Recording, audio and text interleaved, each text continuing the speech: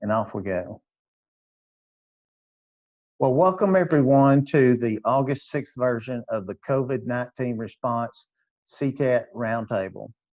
And this is really an awesome group. And we were talking about at conference how this group has really adapted and learned from each other and just how fantastic an experience it is. So I'm glad we have this many members here with us today. I know everyone's super busy in school, and so we appreciate your attendance, and hopefully you're able to work with each other and get some snappy ideas. And so I know Kramer always, he says, well, what's all the confusion about? And sometimes I think that it's just so much, it's hard to identify what's confusing and what's not. But TEA does have the latest update, the new releases, and that was August 4th of 2020.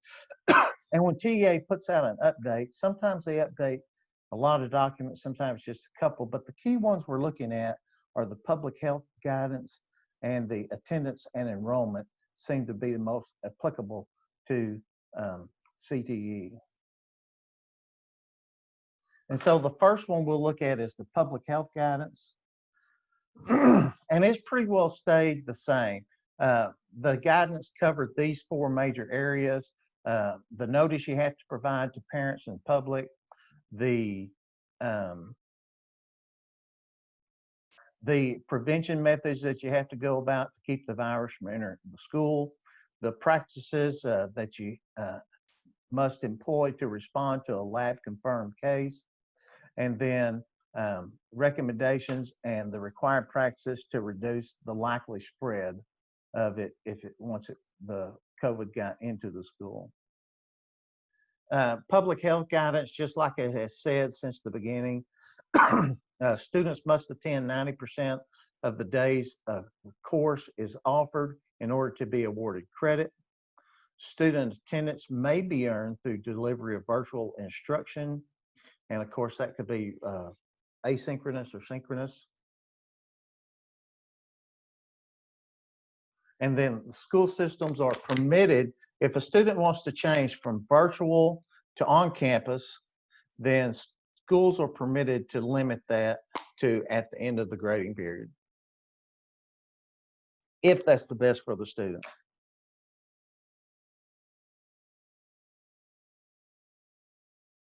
This was kind of, I don't know if it was new because it didn't have the new mark beside it, but this is something that struck me when I reread it yesterday getting ready for this meeting.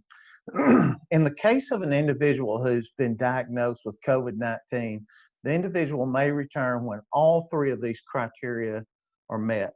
And that's 24 hours that has passed since the recovery.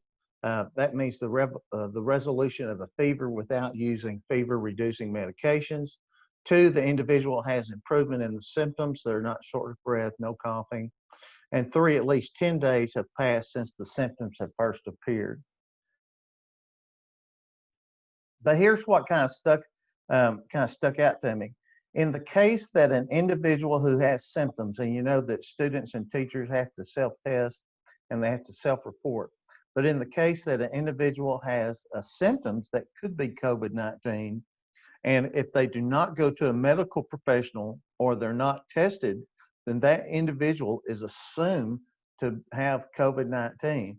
So that means that all of the conditions that are impact the student or teacher come into play, whether they're have it or not, unless they're tested by a medical professional.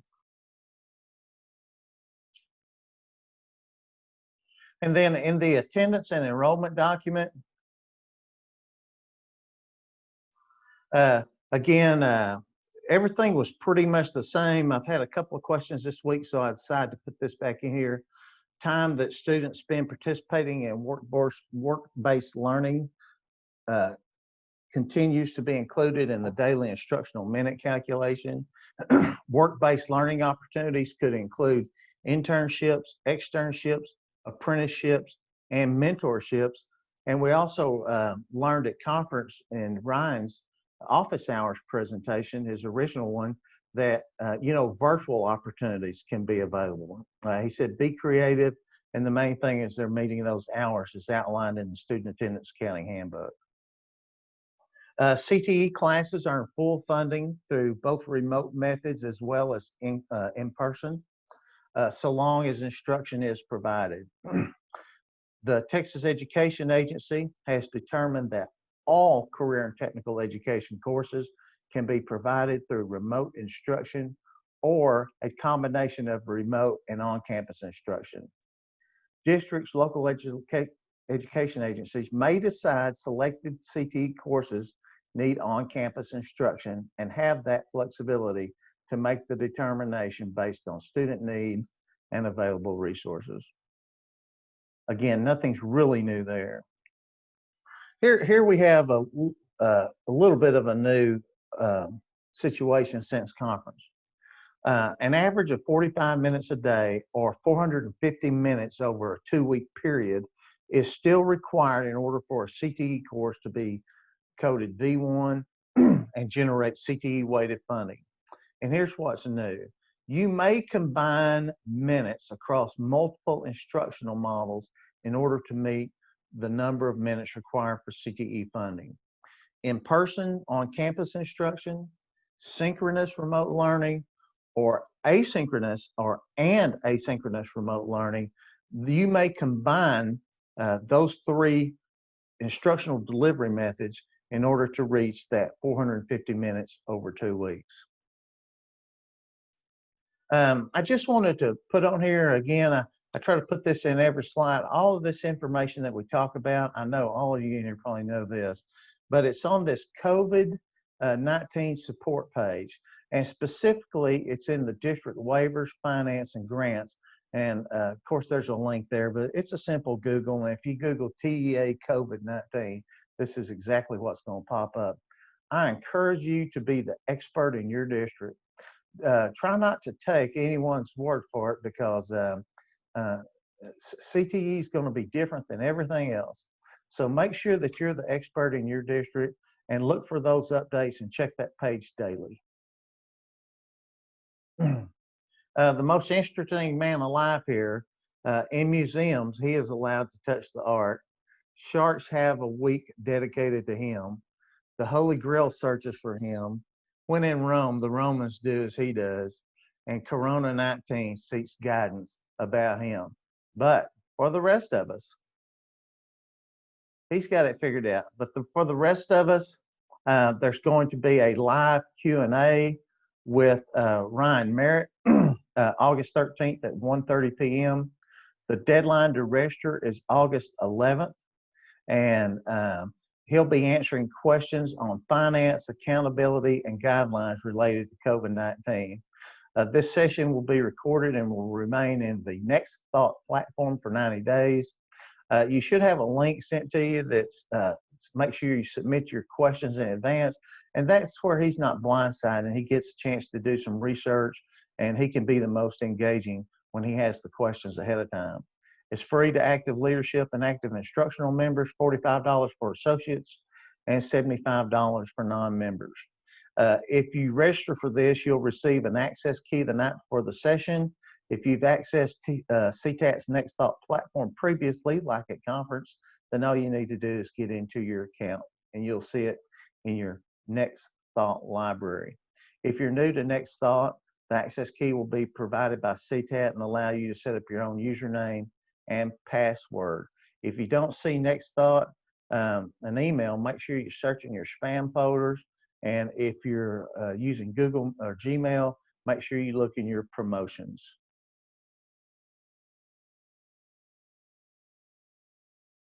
Okay, I'm going to stop the share right now and go back to the gallery mode, and we'll have an opportunity for you guys to roundtable and to discuss and ask each other questions.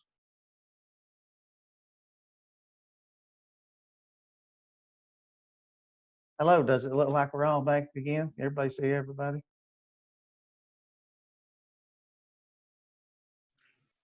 Anyone? Hi guys, I'll start. Okay, great. Some of the teachers I'm hearing the most from are forensic science, medical micro, and patho.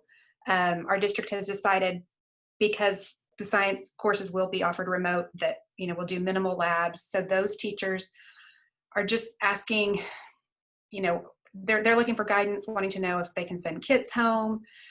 I'm just curious what you guys are doing specifically in like the health science courses.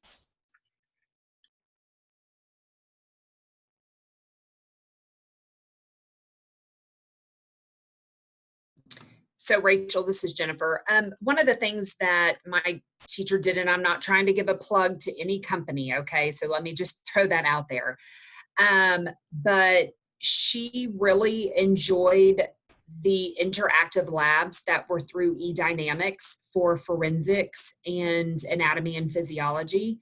So like I said, I'm not trying to throw out any plug, but it might be a company to look at because they do have a lot of labs, and she felt that she could assign them different questions to answer and things based off of the virtual labs that are inside that particular program. We've also talked about that if there are particular labs that she feels would be best suited for more hands-on, then what we would do is try to let the parents know, like, okay, in 2 weeks, we have this particular lab. We would really like it if your kid can maybe come in for that day. And if they choose to come in face-to-face for that day, then they'll do that lab, kind of like I had, I think, shared on another meeting that we're doing our lab days for our virtual kids on Friday. And then if they don't feel comfortable, then I have had that conversation with my teacher about trying to make sure that she does labs that we could put a little kit together to where they could then come and pick them up. So if they are virtual, we would give them the option to come in for that particular lab or stop and pick up a kit to where they could go and do it from home. And so I have already talked to my lab teachers about trying to really make sure that that when we start putting together kits, that they really think about, like, for example, floral design. I know it's not best for flowers, but, cutting with a scissor instead of, actual blade. And I can't even think, I'm sorry, I've been in Zoom meetings all day. So normally what we would utilize to cut flowers. And so just knowing that, those are the things that they need to just be mindful of when we're starting to talk about putting together those kits. And so I've given them some money to just go off and buy like 150 sets of scissors so that we can put kits together, so that there can be things like that the kids would just keep at home, so that they don't have to come back and pick them up all the time. They would only just have to pick up flowers, but we would go ahead and give them the kit for the entire year, almost, or actually not the entire year, but for the semester, of foam, bowls, tape, scissors, wire, things like that they could do. And then we would just let them know when they had to come pick up like flowers or something along those lines. I don't know if that helps any. Yes, thank you. Rachel, when I went to that TCEA conference back in, they had it right before the plague hit, but there was a company there called Z Space that did a lot of anatomy and physiology. Have you seen any of their stuff? It was pretty cool. And, I like sound. Yeah. Yes, I have seen, but that still requires the kiddos to be there, as far as I understand. So the virtual reality. So. Yes, and it's very expensive, just very expensive.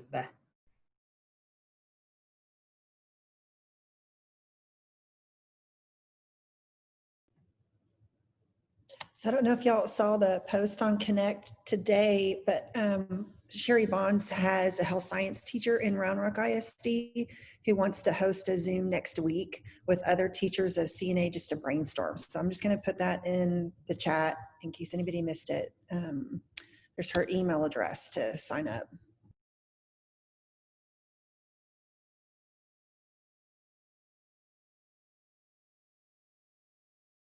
Robin, Lisa Carr asked where the library and Next Thought, where do you find the library and Next Thought to register?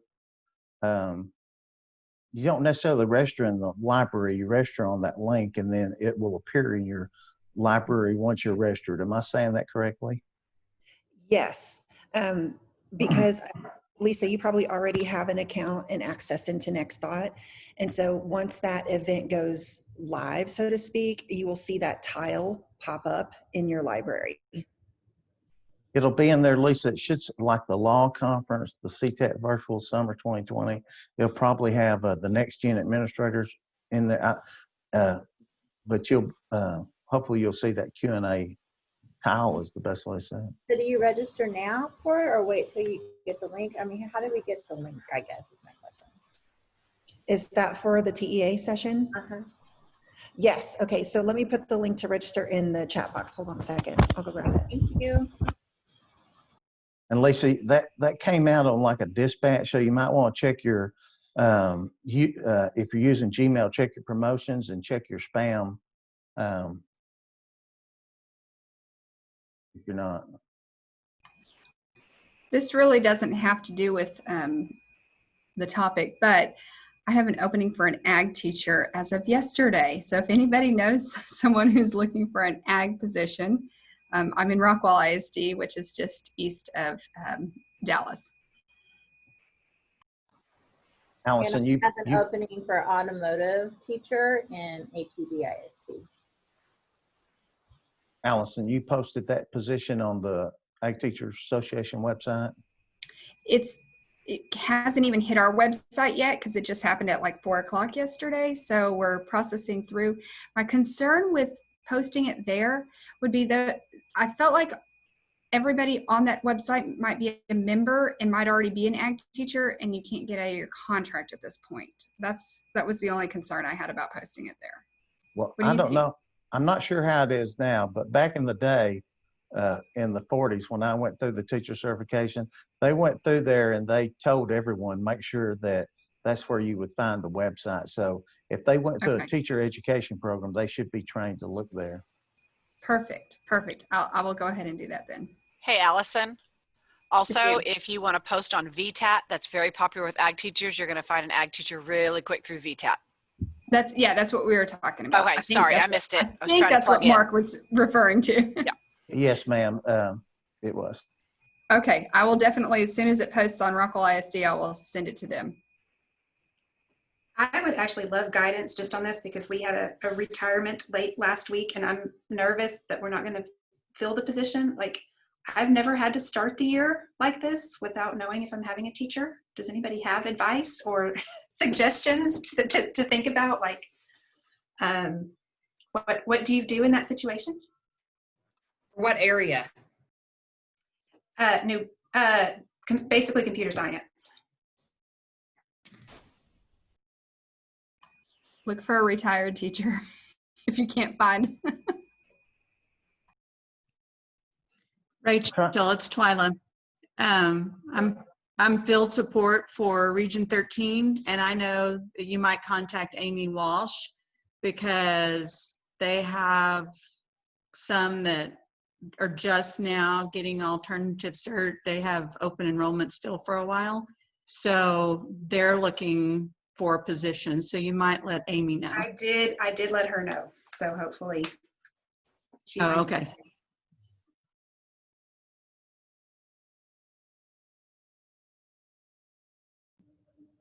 Rachel, do you know Dan Blyer? He's at Plano ISD, and he's runs like a it's not a full-fledged association, but he's got a computer science group that they meet, and then they actually put on little workshops. His name is Dan Blyer at Plano, and I will send you his email. That'd be awesome. Thank you.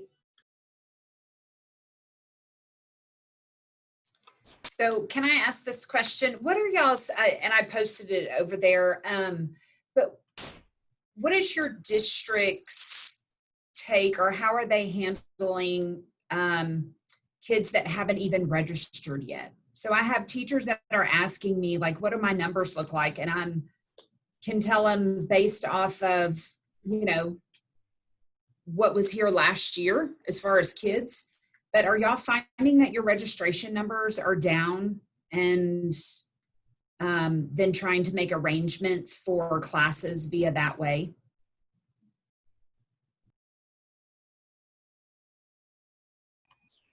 We still have kids registering, but a lot of our classes are already closed, so we don't have room for any new students. They just have to take any of the classes that are still open.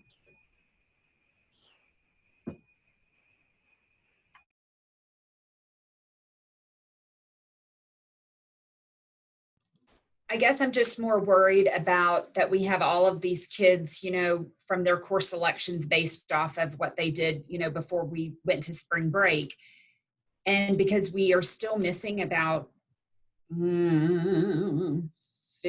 to 45% of our kids have not even registered to come back next year, is that I get very worried about when I'm thinking about numbers of, am I going to literally have a class with 4 kids in it, and trying to justify that.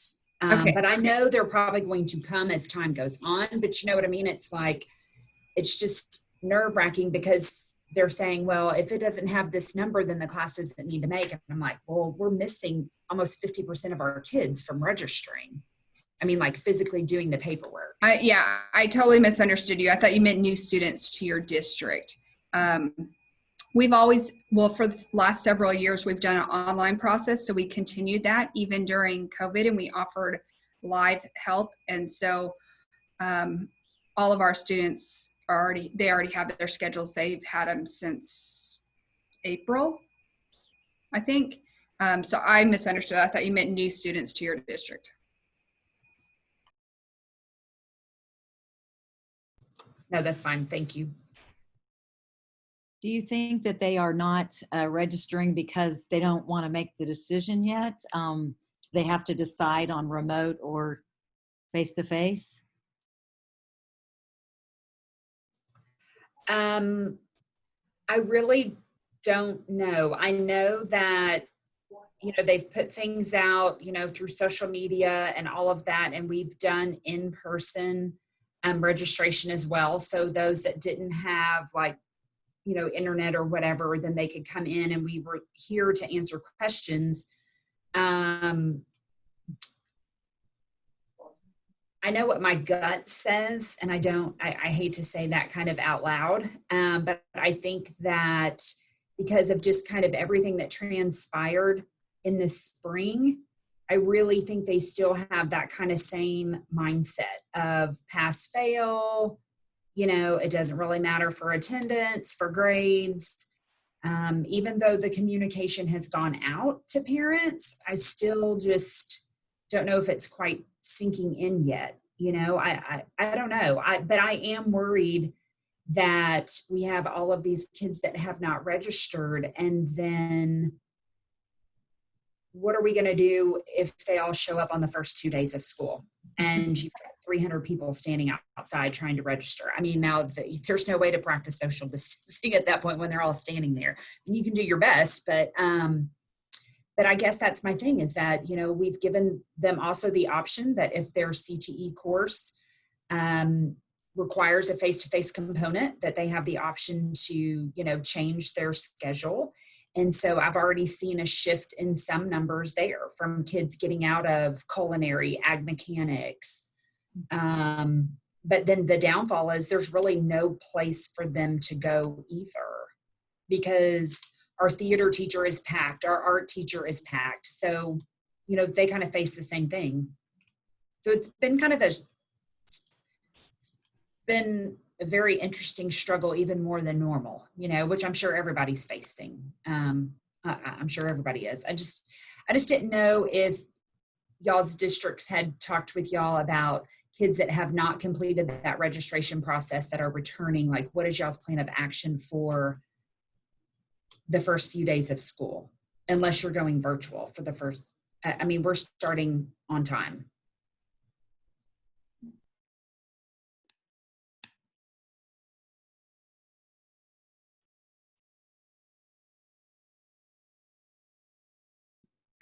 I'll talk. At Waxahachie, we're running into the same problem. and where people haven't responded to, like, I guess you want to call it registration. They haven't responded to whether they're doing online or in person.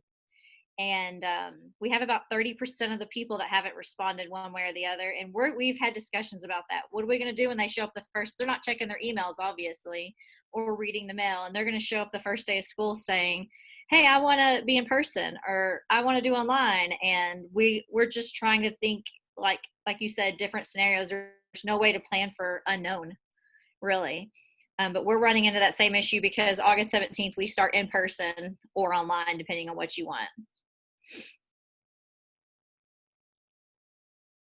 And really, we just have the caps on everything. You know, our course numbers, we have caps on them, and they show up and haven't got put in the right class. Because like you said, we do have pre-registration. You know, we have all the course selections from the spring, but kids change their mind day to day. They could show, they are culinary kids, show up and decide they want to go into a whole different class, and sorry, they're already full at this point.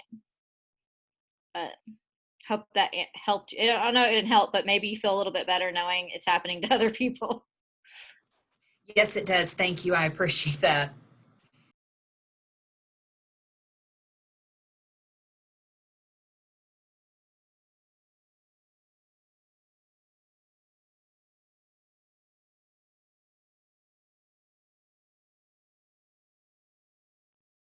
How many people in here are starting virtual only?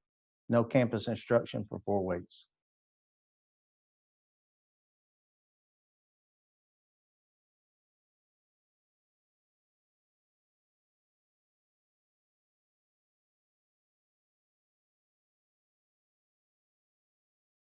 That seems fairly small for the group.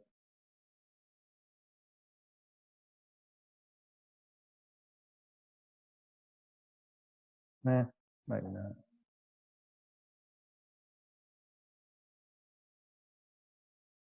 Has anyone tackled the issue of buying welding helmets or cleaning them? Has anyone in here made a definitive decision on that yet? Yes, we decided we're going to have the students buy their own welding helmets. A lot of them already did, and we also had a classroom supply as well. So we're going to let them know that they need to buy their own, and then if they have a financial need, we will issue out the ones that we have and see where we're at that point.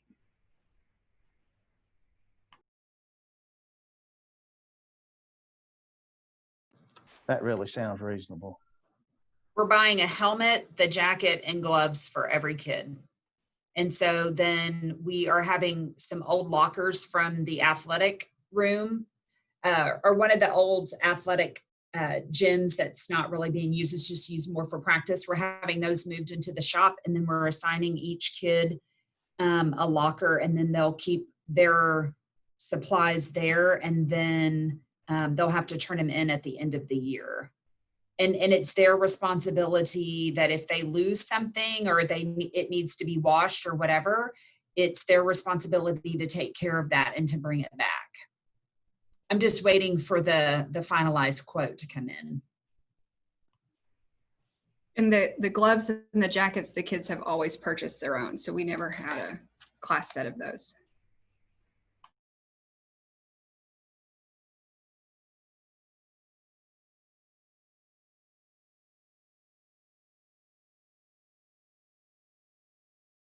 What about the computer labs? How many people are putting dividers in their computer labs?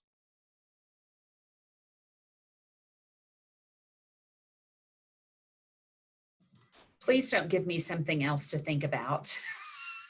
Thanks, Mark. I'm like, haven't thought that far in advance. I know they're doing it for the cafeteria, but honestly haven't even thought about that because we've just been so busy trying to get all the software loaded onto computers and things, and even getting the labs and Chromebooks sent out to kids. I don't even know that technology has thought about that, or even, well, Lord knows I didn't. That actually came up and was in one of our subcommittees from this roundtable. So I'll hold that knife out next time. Is anybody staggering class times to reduce the number of students passing in the hallway? They said we're supposed to at Waxahachie. I haven't seen the actual schedule. They said they're going to have one-way like traffic flow and doing staggering. But to answer the question on the computer labs, our campus has a policy like in the library and the, you know, the public computer labs that you can take your class to. They have a policy that they can only fit half as many kids, so 15. My question is, where do the rest of the kids in your class go if you're a teacher bringing them? But they're only going to bring 15. And they're also going to buy these things, these foggers. I think we've talked about that in some of these.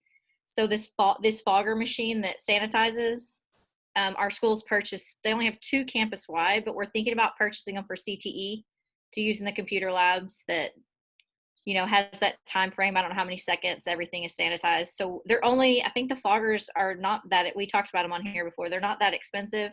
So we're going to use CTE money and get some for our CTE computer labs.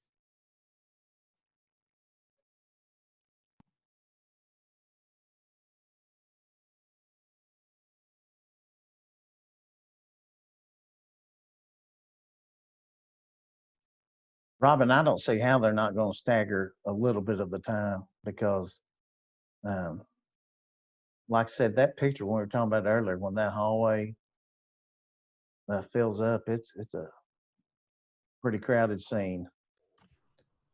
Part of the reason we did not stagger is because logistically, we could not figure out how when you let some kids out early, but the next class isn't out yet, they're just going to be congregated in the hall. And so it doesn't really serve a purpose. Then they're just hanging out in the hallway in a big group. So.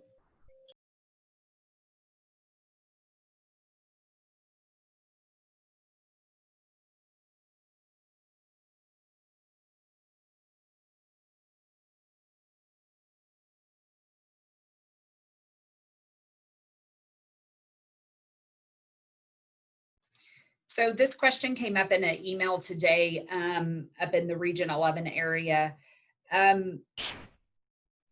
How are y'all handling ag parents that are wanting to purchase animals for major stock shows or county shows?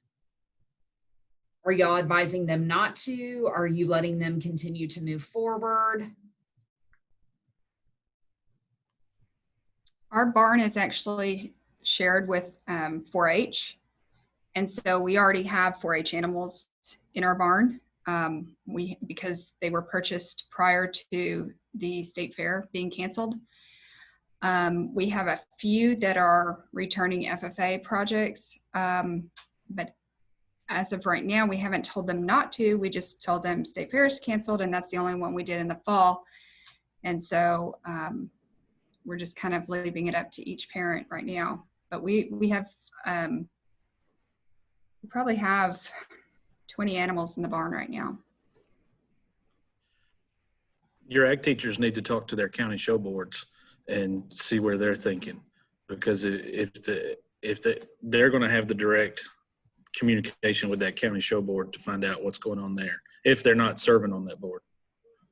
Yeah, that the board actually meets at our ag complex. And so we're in close contact with the ag extension agent, and that board is over for 4-H as well. So they communicate constantly because they have to sign our contracts to move their animals in. It's a buy at your own risk deal for sure, Allison. And the state fair has decided to go ahead and have the market show, the junior market show. So, you know, if that turns out to be successful, it wouldn't surprise me to see others follow that lead. Well, I heard that they were partnering with Heart of Texas. I heard that this morning. Is that how they're doing it? Is that what you're saying? Or is there another option? I'm not sure if they're partnering with the Heart of Texas. Are you saying that they're moving it to Waco? That's what I've heard. Yeah. Yeah. So there will be a show for the state fair for state fair animals, but it's going to be partnered with the Heart of Texas and done in conjunction. Now, when you say that, does that mean it's in Waco, or does that mean it's here in the DFW area? Last I saw, I thought it was in Waco, but I wouldn't, don't quote me. Okay. That's what I was thinking, is that they would have to go to Waco. That's what I was thinking. I think their theory behind these livestock shows is it's open for exhibitors only, and they're going to see if it works, just allowing the exhibitors to show their animals and compete and not open to the public. Yeah, So on that same point, are you supporting your FFA programs doing that? Is it going to be up to the family if they choose to decide and they pay their own way? Same thing for other CTSOs. Are y'all going to make the whole call of we're not having any student travel? I don't know that there's going to be any contest, but I'm kind of just thinking about being proactive. Well, I just heard about the partnership with the Heart of Texas today, so I haven't even talked to my ag teachers because they've been in training all day because we decided to go with Canvas, and today was the first day back, so guess what? Canvas training. But as far as travel for the fall, all travel has been suspended, so I don't know what spring looks like yet.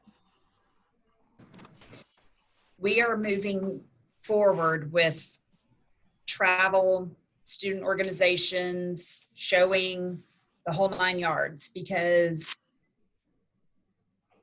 when I say this, please don't take this the wrong way, but at first they kind of wanted to say no. And I said, well, then how can you allow for football and band if you can't allow for CTE? Because I mean, I'm a past athlete, but I'm like, okay, if we're going to allow it for one or two, then we need to be allowing it for everybody. And so, but I have advised like my ag teachers and things like that, that if they're traveling and other organizations, that if a parent by chance can drop the child off and stay and pick them up, that is advised just for the safety of their child, so that they don't have to be like in a bus or an ag truck with 5 other people. I mean, they can all wear a mask, but there's no way to social distance if you're trying to if you have one ag teacher and 4 ag kids going. What do you do about hotel also, if it happens to be like Heart of Texas or somewhere that you're traveling? How do you social distance in hotel rooms? Well, at that point, that's where we've had that conversation of trying to maybe adopt for this year in particular what another district down the road has adopted, which is that if students travel for things like that, then their parent is the one that has to take them and stay with them in the hotel room. It's not where it's one ag teacher and 5 kids, and you can put 4 of the kids in a hotel room and 1 in the other. It's that the parents will have to travel with the student if they choose to do that. But I've also advised my ag teachers, especially my ag teachers right now, because they're in the conversation. I mean, it's that time to purchase animals for county up here. And so I've really advised them to have that real heart-to-heart conversation with parents about that, look, the show can go on. As of right now, it's set, but that doesn't mean that in 3 months it's not going to be canceled. And then, you are going to have an animal. And so you need to be prepared for a backup plan of what you're going to do with that animal if the show does not happen.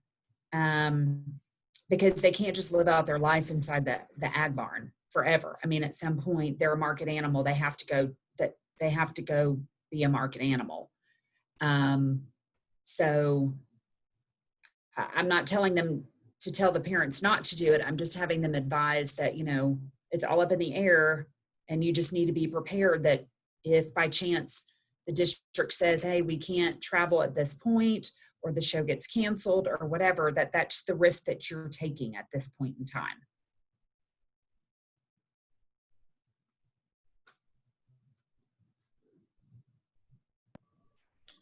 We're going to travel with some of our CTSOs, but we're not going to be traveling to fun days or just participation stuff. It has to be an actual contest that they're going to this fall. Now we're going to reevaluate that travel plan as the year goes. But right now, if we have anything scheduled in the fall, it has to be a contest that our students are actually participating in or competing in, and we have to contact those parents to let them know the risk of us taking their child off campus to a contest somewhere else. And I'm at Marble Falls, by the way.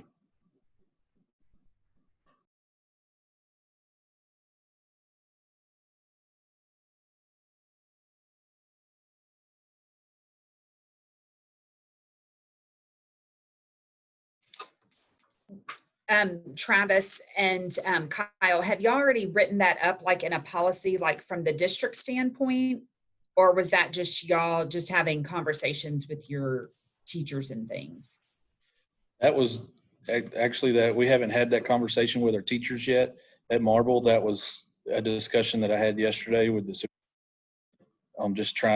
We were just trying to work some things out and talk through some things.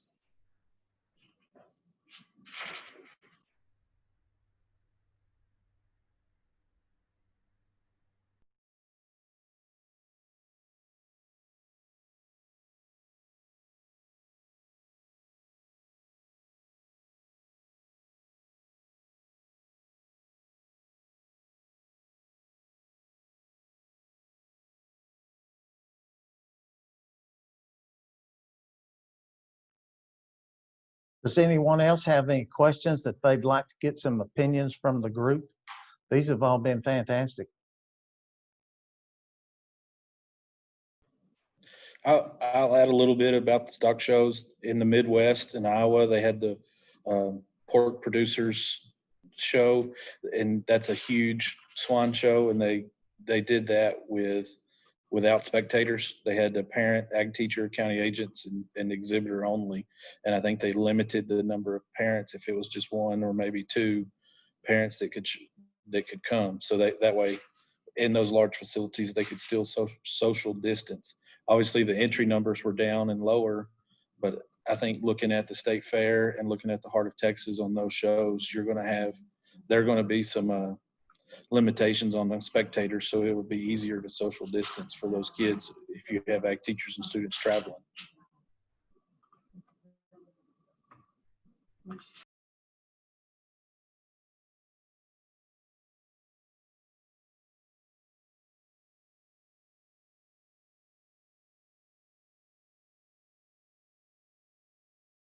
I did just get some information. The State Fair of Texas, as it is today, that changes annually. But the State Fair of Texas will take place at Fair Park in Dallas, the junior market show.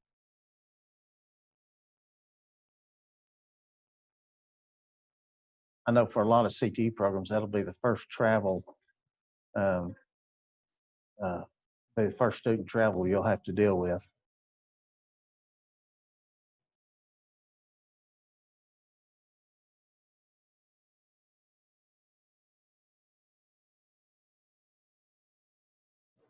Mark, can you give your opinion of you're a past ag teacher, or Robin, have y'all discussed that from the CTAT side?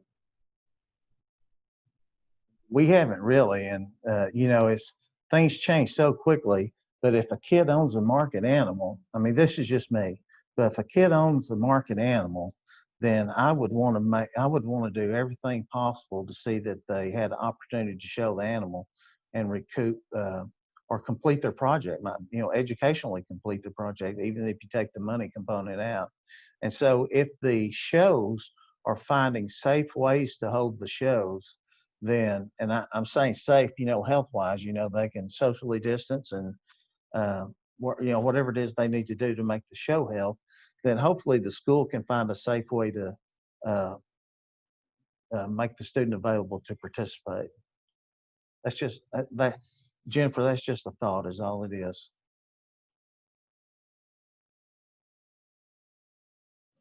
No, and I appreciate that.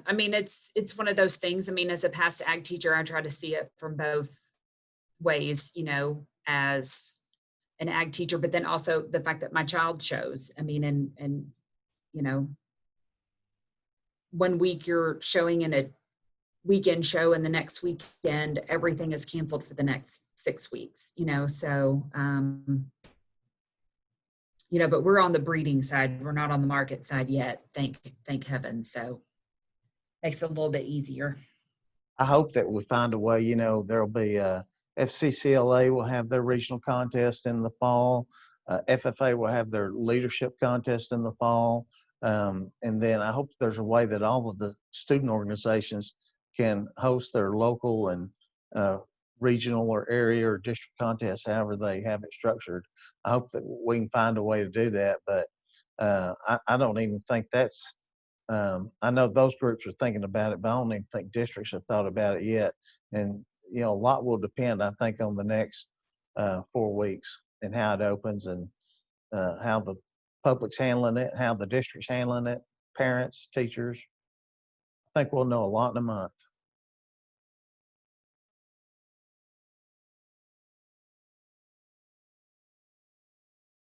I guess I have one more question on that before I have to pop off, but if you have a teacher, a sponsor who is really nervous, anxious, does not want to take students to a contest, I understand we give them a stipend, but it's not really, y'all know how big the stipends are. I don't know. Any thoughts on that? I hadn't really thought about that far ahead of time because I don't know if we'll be going, but if you have a teacher that's really uncomfortable going.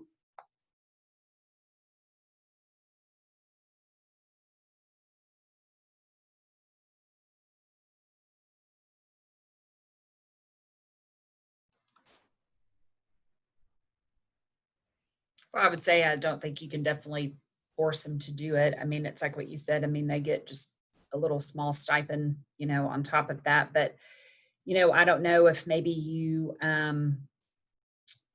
you know, just reaching out to other teachers just to see if maybe they might be willing to be like a co-chair, you know, so that if, even though that is the person technically as the advisor, and I'm just going to use FFA as an example, but, you know, say you have an advisor, but they're not comfortable with traveling, maybe finding somebody else that has a little bit of that background that can just kind of sub for those particular contests or shows or things like that, just as far as like the travel piece, just to sign them in, check them in, you know, handle that piece of the pie, but then still utilize the original advisor as the one that coaches them and those type of things. I know it's not exactly the same, but I mean, I've been in that boat where, you know, as a ag teacher, you've got a kid showing in the ring, but you're sitting in line trying to check in another animal species at the same time, you know, so that one kid unfortunately doesn't get to have you,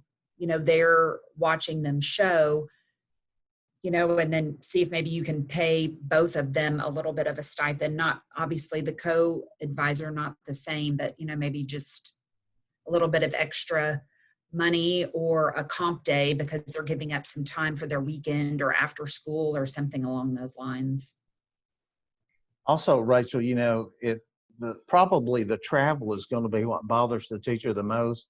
So maybe the teacher could travel on their own, and you know, the transportation could help in getting the students to and from the different contests and shows. And most of the time, we always made sure a teacher was on the bus. But you know, like Miss Edenfield was saying, maybe just have someone to ride with them that maybe isn't in a high risk group, and then the teacher could go and still socially distance and wear a mask and you know, not have to be confined on that bus, and then the bus driver could actually get them there.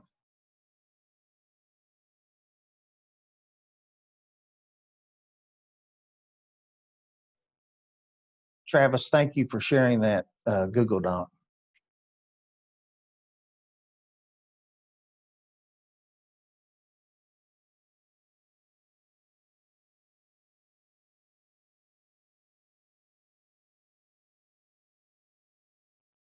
Anything else? Last call.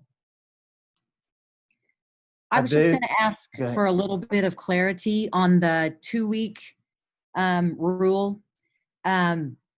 Some people are saying that the last date that parents can commit, I guess, or they have to commit by 2 weeks before you start school.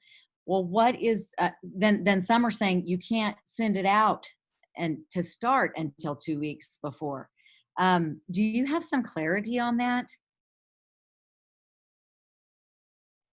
Well, you have to have it out a week before on-campus activities start.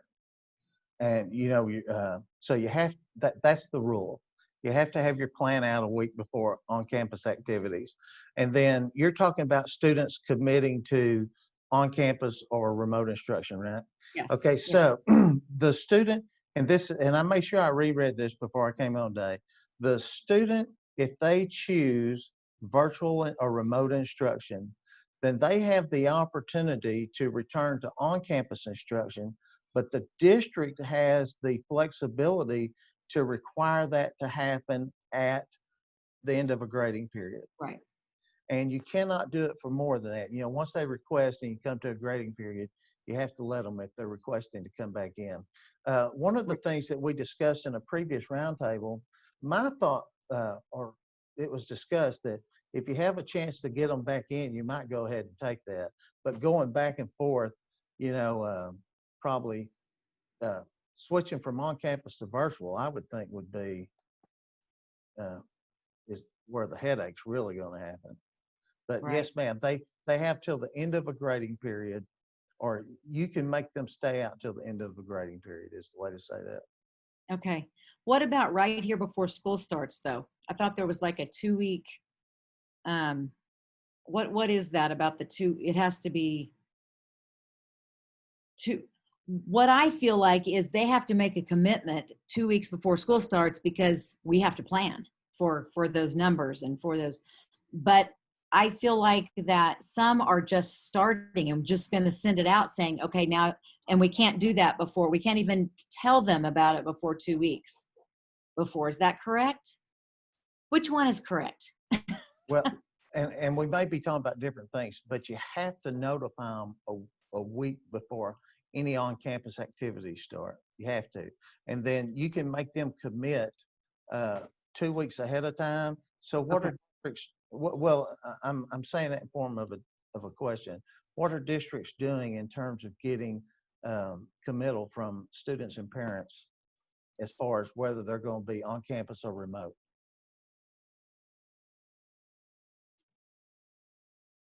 And what we did was we basically gave in the online registration, which started the 1st of July, we asked them and basically said, if school were to start today, would you choose for your child, remote or on campus?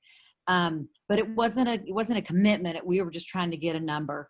And then they said that now 2 weeks before school starts is when we'll send another thing out and say, okay, now you have to commit.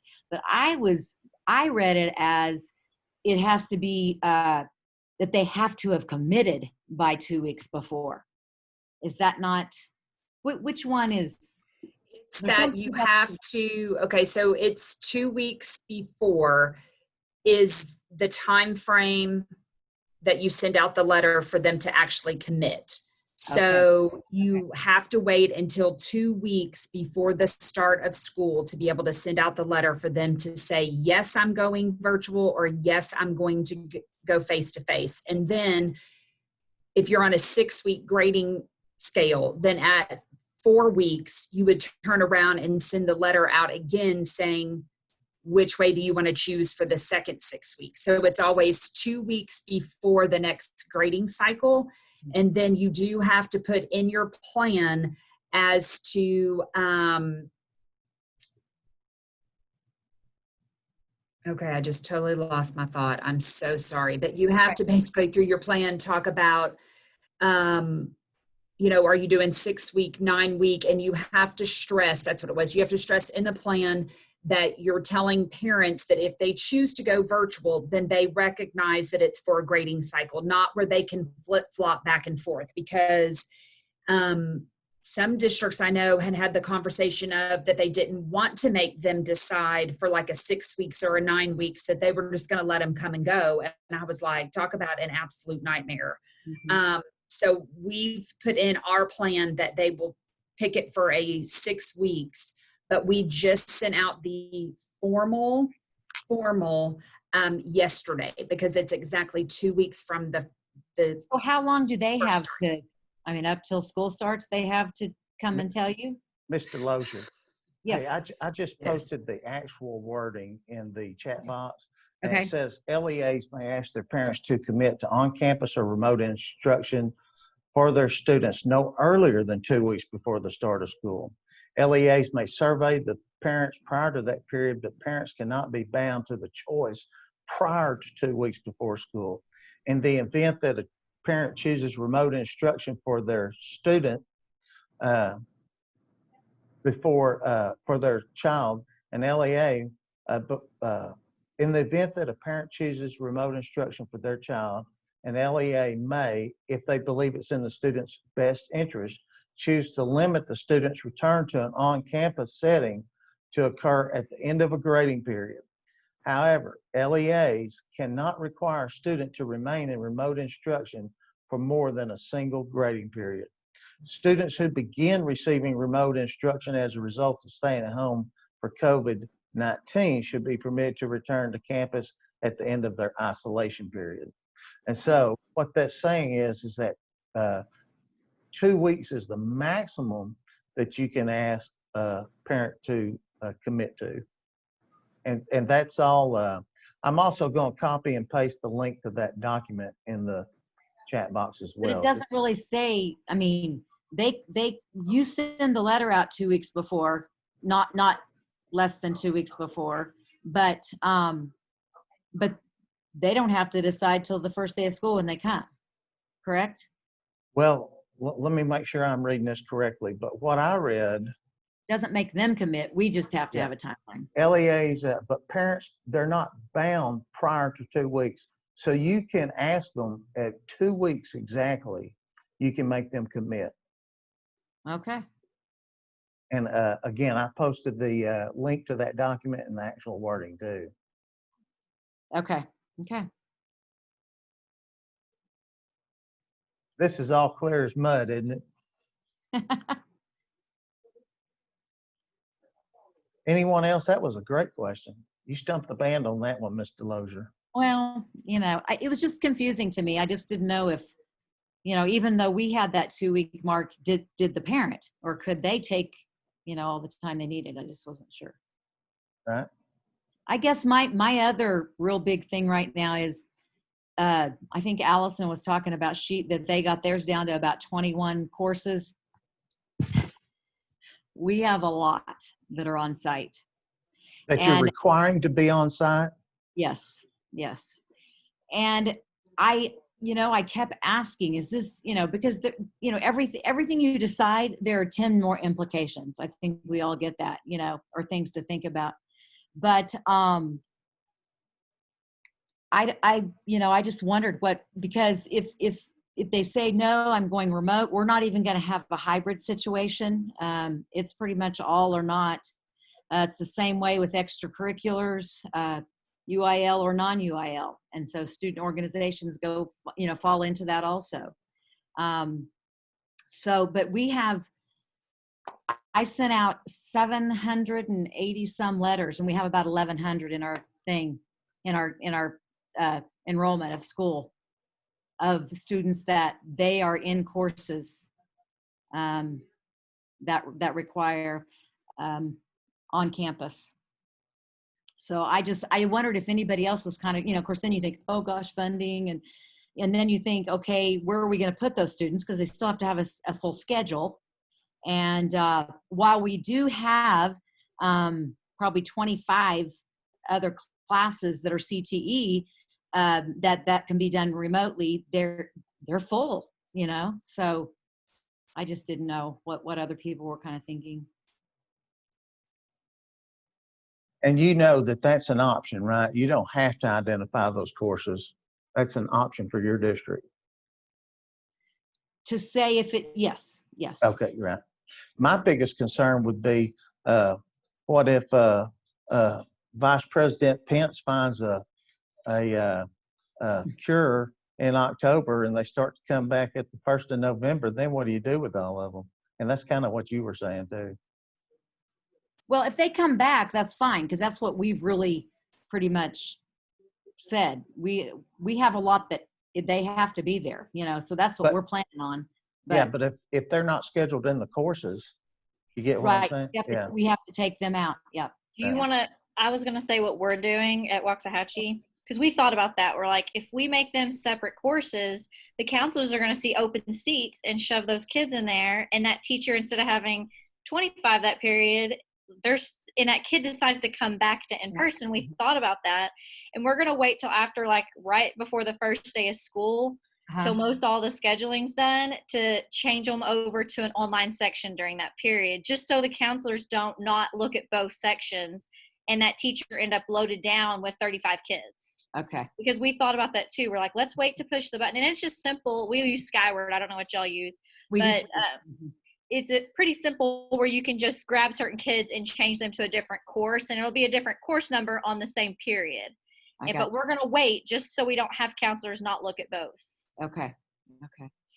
And of course, you know, if you've got an upper level auto kid that goes remote the first 6 weeks and goes, oh gosh, you know, no, I need to be at school. And I think we would probably case by case basis, we would put them right back in there, you know, but you have another, maybe a freshman class where if they miss 6 weeks, they've missed all of safety, all of, you know, a whole bunch of stuff. Then we may say, no, you're not going to get, you know, you'll have to semester maybe or something. We're doing the same thing as case by case, depending on the kid, depending on the course. And, you know, the teacher knows the kid's course knowledge, because like you said, if it's been a semester of online, they've never been out in the shop, how do they seamlessly go back into the shop? Yeah, they can't. Yeah. Okay. Okay. And what we said too is they might still be in that section doing their online work while they're at school. Okay. Where they can still get credit for the course. It might be. Except, see, we have a bunch of them that we said could only be on site. Yeah. Well, then you don't have to worry about them switching from back and forth. No, except if they're remote and they were in that class, you know, like say they were in Auto 2 and they decided not to, or I'm just saying an upper level, you know, shop class, and they'd come through the program of study just fine. You know, we're nervous about it, did remote for 6 weeks.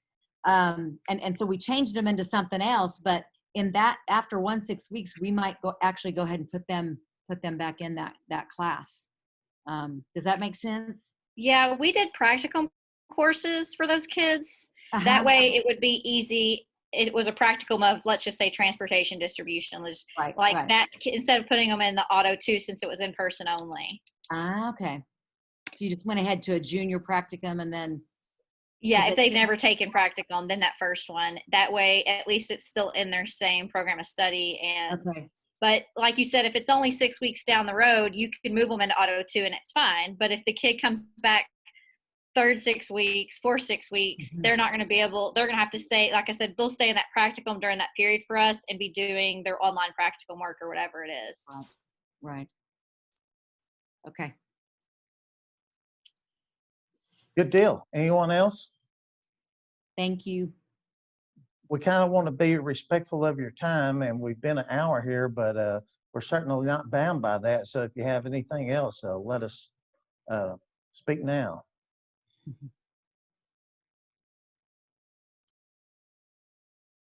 Well, don't forget the question and answer with Ryan that's on August 13th. And don't forget that tomorrow is your last day to submit a question, and make sure you go back and look for your invite. And that also has, Robin, it was a Google form that they can put their questions on for Ryan, and they can submit up to 3. Is that correct? Actually, you can fill out that survey as many times as you want. Ask 20 questions. Okay, very good. So get on there, think of some good ones, and let's see if we can stump old Ryan. I'm just teasing. He's being very good, and he's following up from his office hour session that he did, and we literally just ran out of time. So he answered so many questions, and we had a lot of people had their hands up virtually, and so he graciously agreed to come back and do that. All right, anyone else? Thank you all for being here. And I learned a lot today, and I hope that you picked up a few that you can hope to, and I'm going to stop the recording. We sure appreciate you guys.